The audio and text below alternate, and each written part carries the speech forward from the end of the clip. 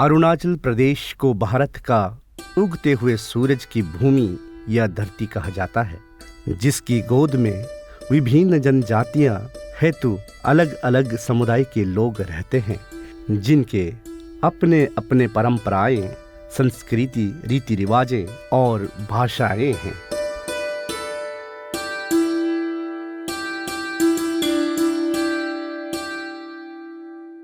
इन अनेक जनजातियों में से शेरतुकपेन समुदाय तथा जनजाति भी एक है, जिनके अपने जन्म से लेकर विवाह तक अतः आजीवन मानने वाले अलग परंपराएं, संस्कृति और रीति रिवाजें हैं।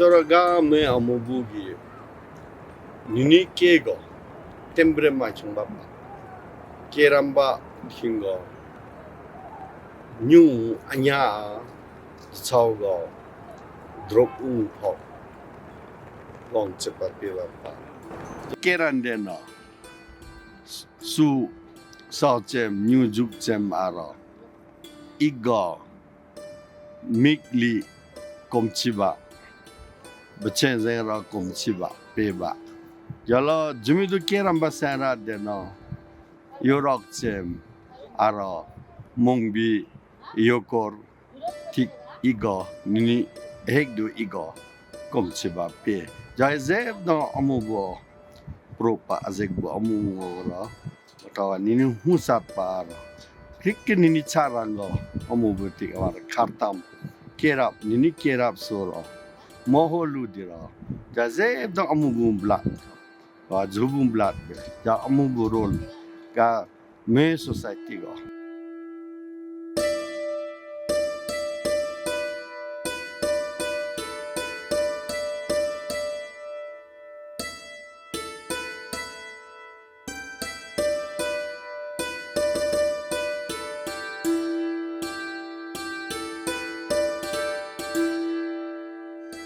निनी हुसतपा अर्थात निनी छापलू हेपा। यह प्रथा शेरतुकपेन समुदाय का एक महत्वपूर्ण रीति रिवाज और परंपराओं में से एक है, जो बरसों से चले आ रहे हैं। आज हम लिंगबक्तंग नामक गांव में आए हुए हैं। यहाँ श्री दोरजिछरिंग के घर में एक नन्हे मेहमान ने जन्म लिया है और आज उनका तीसरा दिन है, जिसमें गांव के औरतें आकर पुरानी परंपराओं और रिवाजों के मुताबिक उनको आशीर्वाद दिया जाना है और साथ ही साथ उनका नामकरण होना है। चूंकि नवजात शिशु एक लड़का है, तो धनुषवान बनाकर उनके हाथ में थमाने का रिवाज को पूरा किया जाना है, ताकि वो बड़े होकर शिकार कर सके और मछलियां पकड़ सके। शिकार करना और मछली पकड़ना हमारे जनजातियों के परंपराओं का हिस्सा रहा है।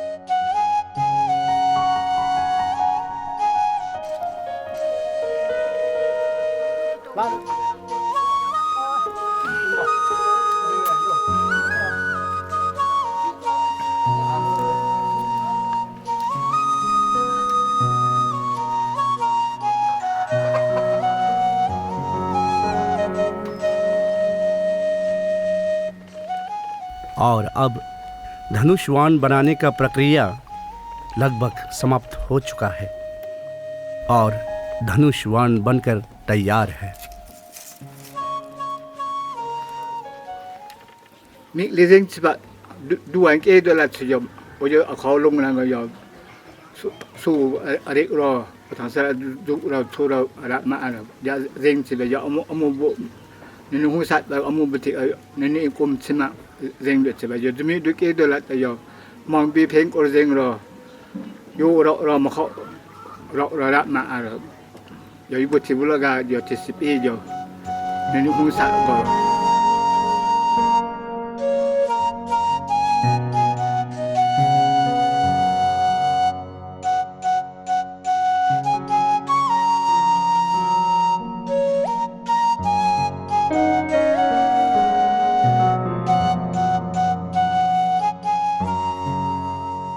दूसरी ओर घर की औरतें भी अपने काम शुरू कर चुकी है। अब ताशी यूंग बनाने का प्रक्रिया चल रहा है।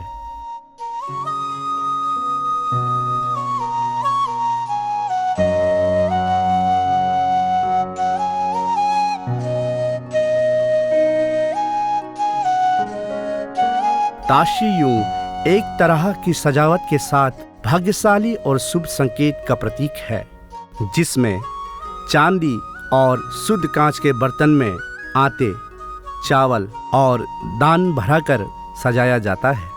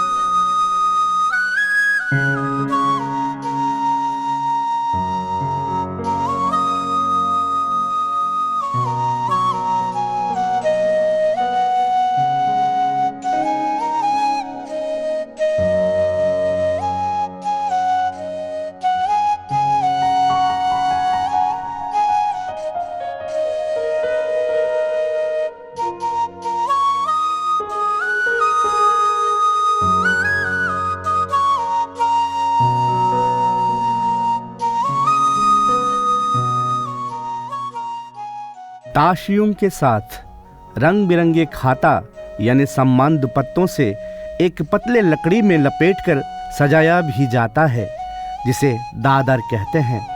इसे भी शुभ चिन्ह माना जाता है।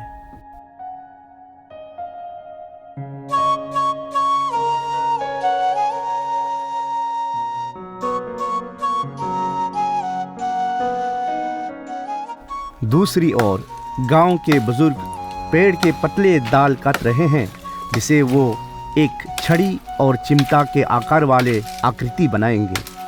इसे वे कांपो और खांखे कहते हैं और थोड़ी देर में रस्म को निभाते समय गांव के औरतें इसे प्रयोग करेगी।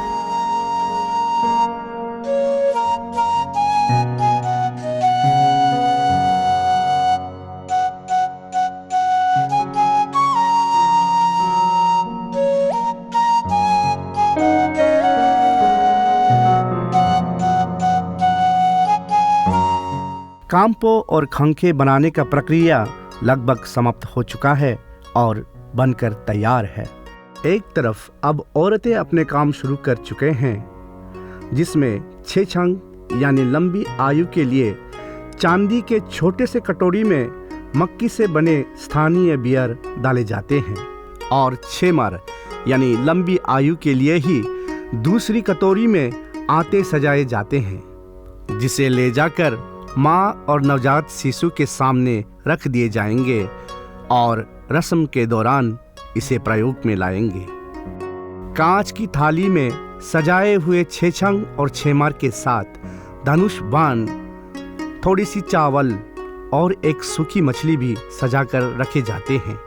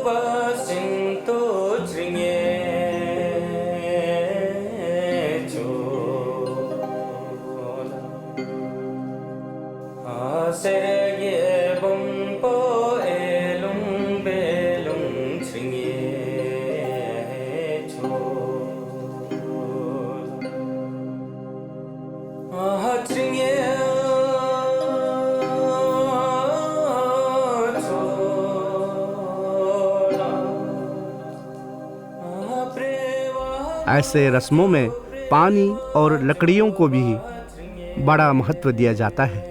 जैसे विवाह की रस्म हो, घर प्रवेश की हो या फिर नवजात शिशु की जन्म पे शेरतुकपेन समुदाय के लोग कोई भी शुभ कार्य शुरू करने से पहले बाहर दरवाजे के पास दाएं छोर में एक चूल्हे के ऊपर पीतल के बड़े बर्तन चढ़ाते हैं और उसमें पानी भरा कर रख देते हैं। पीतल के बड़े बर्तन को खाता यानी संबंध पत्ते से बांधकर सजाया जाता है।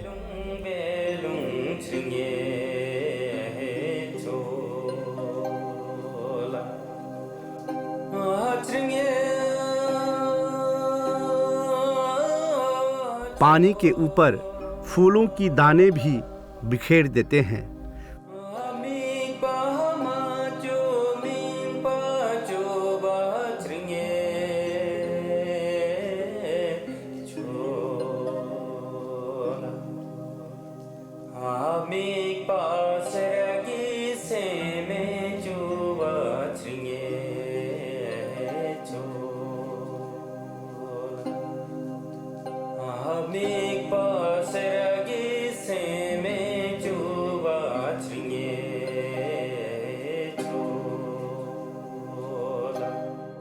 और दरवाजे के बाएं छोर में लकड़ियों का एक गुच्छा संबंध पत्ते से बांधकर रख दिया जाता है। यह प्रक्रिया रस्मों में भाग लेने को आए मेहमानों के शुभ स्वागतम के लिए तैयार किया जाता है। यह सभी कार्य केवल और केवल औरतों के द्वारा किए जाते हैं। अब रस्मों को पूरा करने का समय आ चुका है। कोयले की राख छाते जा रहे हैं, जिसे अंदर ले जाकर एक कटोरी में सजाकर रख दिए जाएंगे और ठीक उसी के बगल में दूसरी कटोरी में आटे भरकर सजाया जाएगा और फिर दोनों को एक ही थाली में रखकर कुछ पलों के लिए नवजात शिशु और उनकी माँ के पास रख देते हैं। तत्पश्चात दो औरतें आते हैं। पहला औरत छड़ी और चिमटे के आकार वाली लकड़ी को उठाती है और दूसरी औरत राख और आटे सजाए हुए थाली को हाथ में उठाकर पहला औरत के पीछे चली जाती है। दोनों चूल्हे के पास आते हैं। पहला औरत चिमटा और छड़ी पकड़ चूल्हे के ऊपर दाएं और 3 बार बाएं और 3 बार घुमाते हैं। यही कार्य दूसरी औरत भी आटे और राख की थाली को पकड़कर करती है और दोनों फिर वापस माँ और शिशु के पास चली जाती है। वहां पहुंचकर फिर से पहला औरत छड़ी और चिमटा पकड़कर बच्चे के ऊपर दाएं और 3 बार बाएं और 3 बार घुमाती है और यही कार्य दूसरी औरत भी करती है। दाती माँ बाप का वो पहला शब्द जब अपने बच्चे की उंगली पकड़ उसे चलना सिखाता है। यही शब्द दोहराते हुए यही कार्य को दर्शाता हुआ पहला औरत चिमटा और छड़ी को पकड़ बाहर की ओर निकल जाती है। बाहर पहुंच पहला औरत चिमटा और छड़ी को नीचे जमीन पर रख देता है और फिर राख और आटे की थाली को पकड़ चारों दिशाएं, आकाश, धरती, सारी देवी देवताओं को पूजते हुए शिशु की लंबी आयु और उसकी उज्जवल भविष्य के लिए मनोकामना करती है।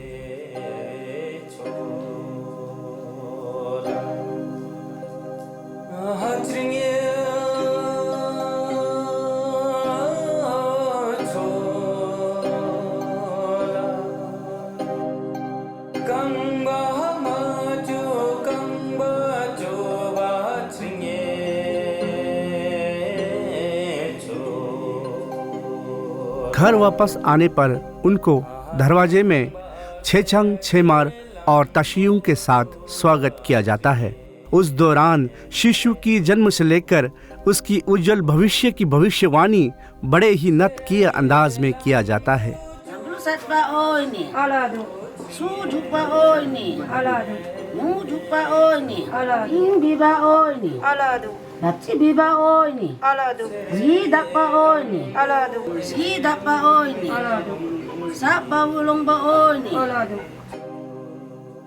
तत्पश्चात एक दूसरे के माथे पर छेमार लगाकर वे अंदर चले जाते हैं।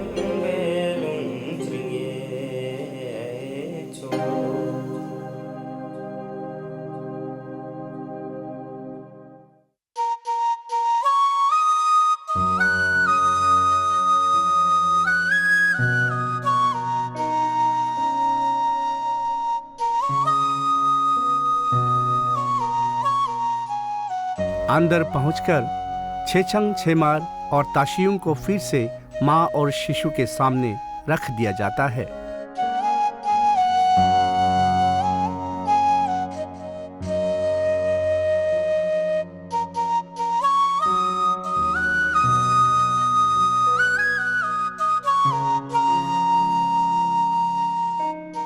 उसके बाद शिशु को पहले खाता यानी सम्मान दुपट्टा पहनाया जाता है और उसके बाद माँ को, फिर बच्चे को पहले छेमार लगाया जाता है और फिर माँ को। तत्पश्चात धनुष वन को बच्चे के हाथ में थमाया जाता है। उसके बाद सूखे मछली उठाकर मछली की माथे को छंग यानी स्थानीय बियर में डुबोकर बच्चे को 3 बूंदे पिलाए जाते हैं।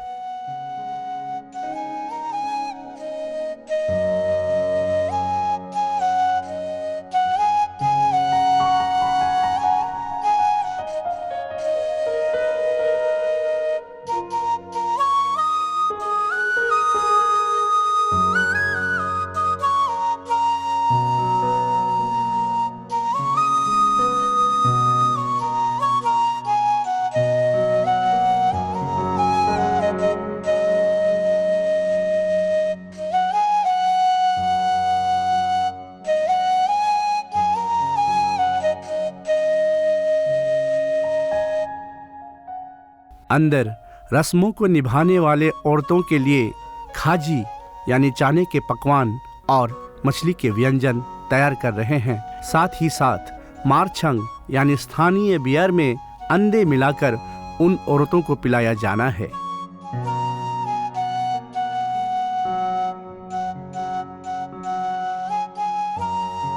अब रस्म के अंतिम क्षण आ चुका है।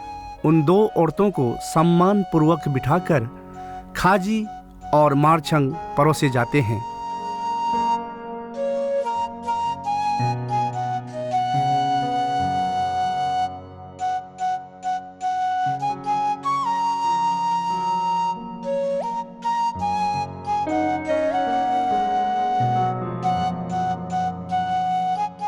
साथ ही साथ उन 2 औरतों को सम्मानित करने के लिए पित्तल के थाली में कुछ चावल भराकर फिर चावल के ऊपर कुछ पैसे रखकर उनके समक्ष जाकर रख देते हैं, जिसे गोब्दो कहते हैं।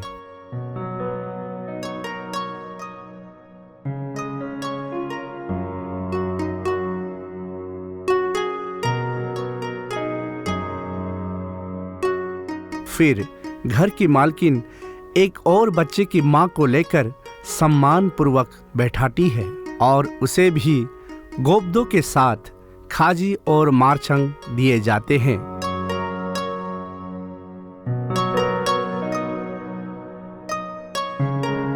सम्मान और धन्यवाद के रूप में उसे और उसके बच्चे को खाता पहनाते हुए घर की मालकिन कहती है कि तुमने ही मेरे पोते यानी नवजात शिशु को पहला दूध पिलाया था, जिसके लिए वो भगवान से उसके बच्चे की उज्जवल भविष्य के लिए मनोकामना करते हुए ढेर सारा आशीर्वाद देती है।